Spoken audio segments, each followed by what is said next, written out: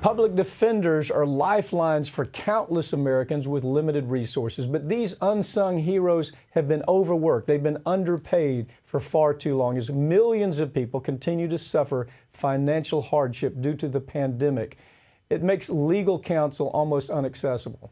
Jonathan Rapping is the author of Gideon's Promise, a public defender movement to transform criminal justice. He's also the founder of Gideon's Promise organization, and he joins me now to talk about it.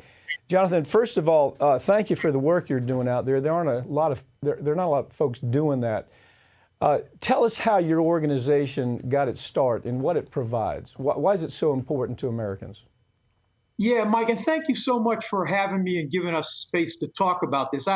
There are a handful of public defender offices in the nation that have the resources and support necessary to give people on the margins representation when they're charged with a crime.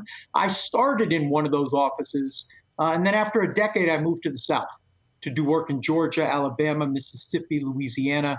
And it was my introduction to what justice looks like for most people who don't have means in America. And I started meeting these young, passionate public defenders who came out of law school and they wanted to help give people justice.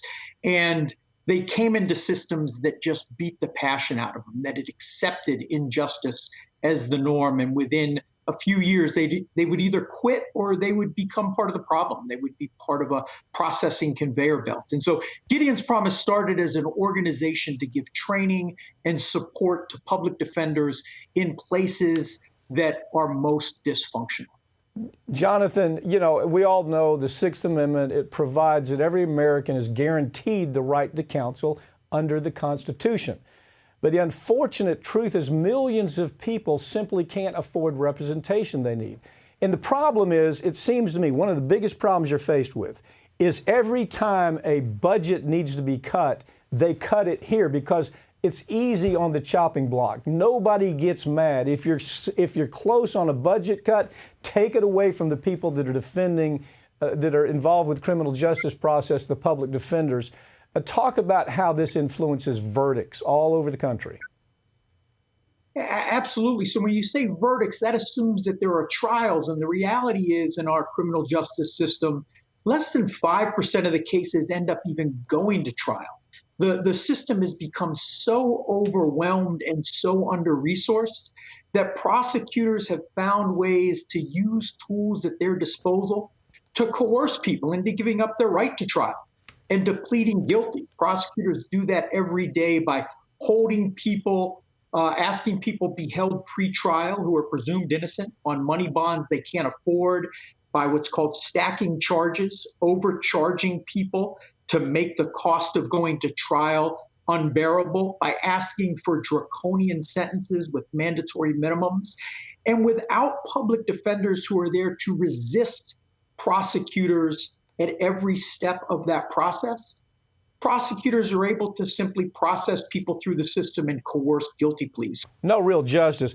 I was looking at statistics in Missouri. The Missouri public defender last year handled 80,000 cases. That's 100 cases a week for everybody who's a public defender. Virtually impossible. If you're really going to lawyer, you can't handle 100 cases a week. And you know what it looks like. So what ends up happening is these folks spend, if they're arrested, okay, here's how it goes. They're arrested, they can't make bail, so they sit in jail for 2 to 3 weeks because the public defender can't even get to them. So I want to ask you this.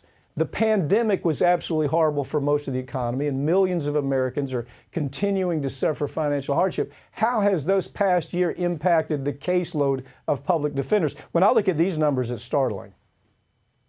So you're absolutely right, Mike. In a system that is already overwhelmed over the last 18 months, the backlog has become unbearable. But it also has provided prosecutors with another tool to force people to give up the right to trial. So lots of people who are now sitting in jail are sitting in jails that are dangerous. They're COVID infested, and prosecutors can say, listen, I'll tell you how you get out of jail. Plead guilty, give up your right to trial. And now people say I either can go to trial, right? But that means I have to sit in a cell where I might die. And a lot of people are pleading guilty, and that tends to be the way over the last 18 months we've been dealing with backlog. Yeah. Just plead guilty and make it all go away. Your book, by the way, I've read it. It's excellent. Gideon's Promise. And I think what you captures these numbers. I took a look at somewhere else. This is startling. In 2016, 166 people were exonerated after they went back in. They had been convicted. They were exonerated after we went back in and took a look at all the underpinning of it. That's the biggest problem. We have innocent people who are pleading. They're going to jail for no good reason. Public defenders have long been the unsung heroes for millions of defendants. And it seems like right now we're kind of ignoring that. Unfortunately, they've been overworked, underfunded for years. Why haven't more resources been given to this? Well, look, Mike, I think right now we're at a time where the nation is acutely aware of the violence happening to marginalized communities in the streets. We see what happened to George Floyd and Breonna Taylor and Andrew Brown, but most people survive police encounters and they're thrown into a system where they're subjected to a routine violence, an invisible violence, a normalized violence that isn't captured on cell phone footage. That's the violence that public defenders have to interrupt. It's public defenders who stop that conveyor belt, and we don't have cameras. People don't know about it, so it goes under the radar. Jonathan, thank you for joining me. Gideon's Promise, an excellent, we'll have it up on the screen. It's an excellent book. People that don't understand how serious this is really need to read this. Thank you for joining me. Thank you so much, Mike.